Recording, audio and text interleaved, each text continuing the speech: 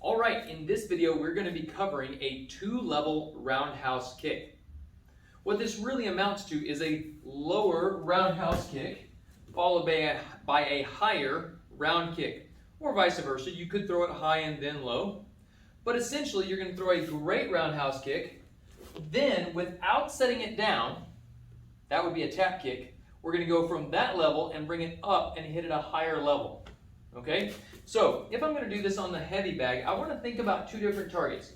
For instance, if I'm sparring, I might want to hit body, okay, down low in the belly, okay, that would be about this N, the letter N right here, and then I might want to hit head, which would be up here above the letter Y, okay? So when I do this, my hands are up. I may want to be a little bladed to my target because it gives me a little bit of momentum.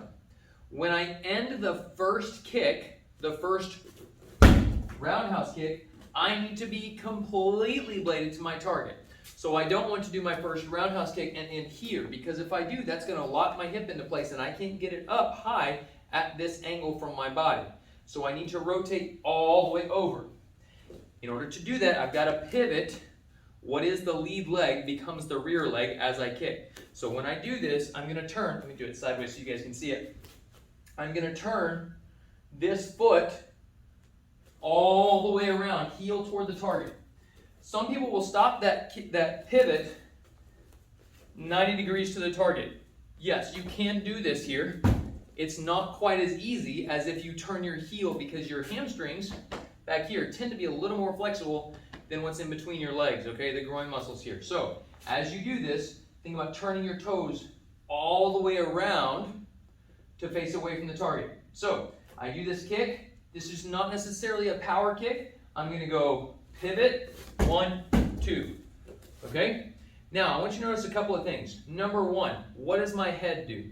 Well, in order for me to get my leg up higher, my head has to lean back a little bit, okay? There's some impingement here. If I try to bring my leg up, but my head doesn't go anywhere, I can't go any further than that, right? Because my hip is impinging on the other hip, okay? I don't want to do that. So instead, what I need to do is allow myself to lean back. Now, a common mistake here is that people throw their head back trying to kick up higher too soon before they have the flexibility to kick up high. So I want you to think about only lowering your head enough to get your hip impingement out of the way, okay? To get your pelvis bones out of the way of your legs so that you can lift. Don't lean so far back that you can't see the target. Instead, you want to think about having a sight right here on your shoulder, like if you had a Nerf gun, okay, and it's got its little sight and you taped it right here to your shoulder. You want to be able to see over your shoulder towards your target. So when I do my first roundhouse, I pivot all the way around, boom, re-chamber. You can't leave this out here and try to lift it straight up. You have to re-chamber. Then you're going to tilt a little bit further down, but keeping your head up so you can see over that shoulder, looking at your target up here, boom, and hit up high. In order to do this well, you can kind of grip the floor with your toes as you pivot around. Just be aware of that. All right, the faster you do this, as you get better at it, the easier it gets. But don't start fast, because then what you're going to end up doing is cheating the power and the control in the kick just to get up higher. Learn power, control, and accuracy first, then worry about height.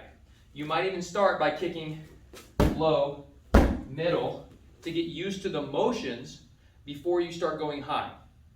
Here are a couple of important things that I'm looking for in this kick. Number one, great pivots, great chambers, and good body alignment.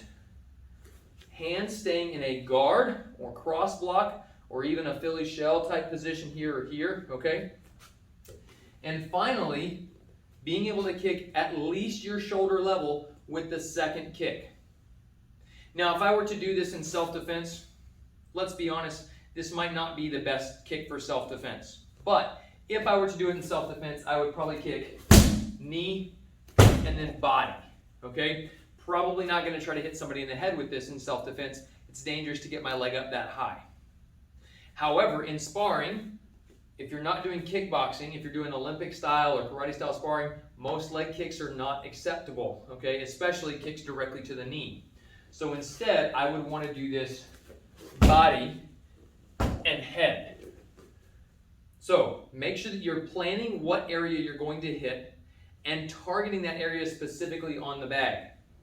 even if you're doing this in the air, don't just throw a sloppy kick out here because you know you're not going to hit anything. Always imagine hitting a target. So as I'm coming around, I'm imagining hitting somebody in that chest guard and then boop, popping up to the head. All right, that's apparently really difficult to do slow on my left leg.